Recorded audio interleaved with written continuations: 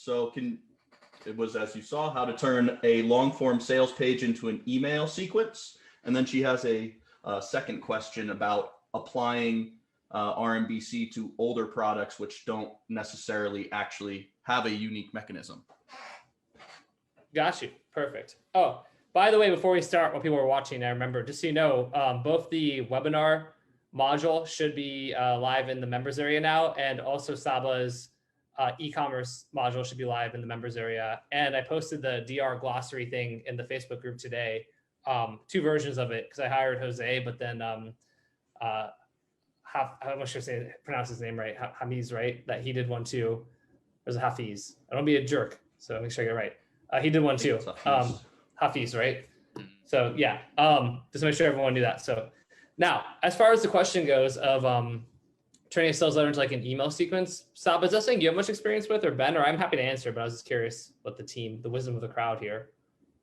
I guess it's not so much the sales letter, but more of, because you're essentially going to create like a post-purchase email sequence first, right? For like, thanks for buying, hopefully push them into an upsell. So it's not necessarily that you're going to take pieces of the sales page. You'll probably take like a summary of the offer, right? Just reminding them what a great decision they made. And this goes really into like what upsell 1, the messaging on upsell 1 is really what your first email is going to be.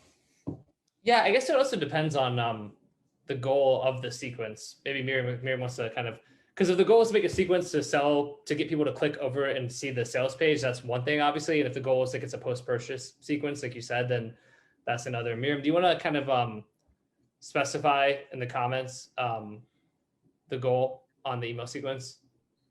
And then while you're doing that, Miriam, the second question, how about applying it to older products which don't necessarily really have a unique mechanism? So we're just talking about how about applying RMBC to older products that have a unique mechanism. In that case, typically, I'd still try to find a unique mechanism. Or unless we're talking about email sequences, I guess I need a little more clarification for Miriam's questions, I think, for us to be able to perfectly answer those, Ben. Yeah, so for the first question related to email sequences into long form, it's not really post-purchase to sell to a list, or if you're capturing their details through a lead magnet. Okay, so making sure I'm clear. So basically, so you've got like you're capturing the details and you're trying to drive them to the sales letter, right? So in a case like that, typically,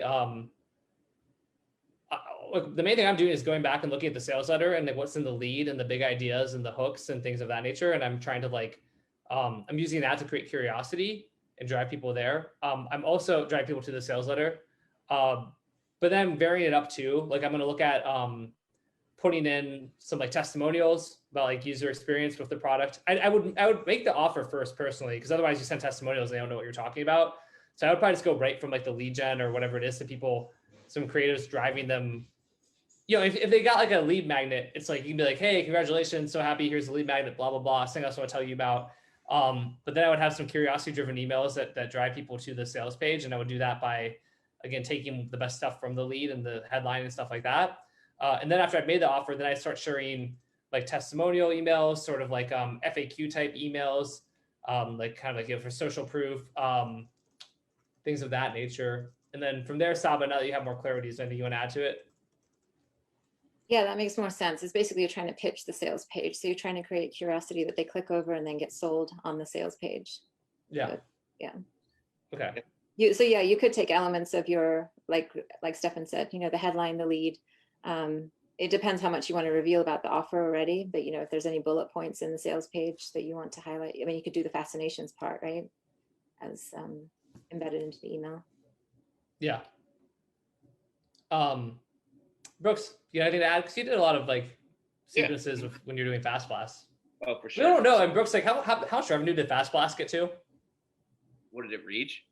Yeah, I think you had a 20 million run rate at one point, but then like I know obviously then you had some celebrities that you couldn't use anymore and stuff like that. But we were doing like $40,000-$50,000 a day, and we're at like a $12-13 million run rate.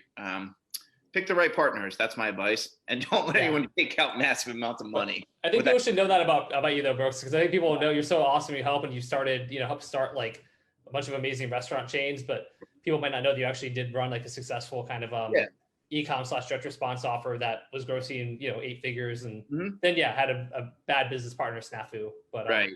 So fun facts. I know we emulated. I was always looking for those different breakage points, whether it was like, and I emulated and used a lot of Ezra's stuff from Boom by Cindy Joseph. So, we had our exit pop. We had a sequence that was like, and we incorporated a lot of the same elements. It was so really reiterating what a smart decision this is. Like, it's just like your money close. Testimonials from our coaches. We invited them into our group for about 10 days during that sequence. Then we would do like a special every 5 days, be like, and we weren't BSing. It was just like, we had this many available. And then we would do so we wanted to create some urgency and scarcity. And we tried to set them up with an onboarding phone call. Those were our big things. And we were just looking for those breakage points as to like, where were we losing people, and just, modeling what we knew worked. And, Cindy Joseph's like a $20 million company. That's what worked really well for us. Nice. Cool. Awesome. Well, hopefully there's some good ideas and, bouncing around for you there, Miriam. But I know you asked her to elaborate on the mechanism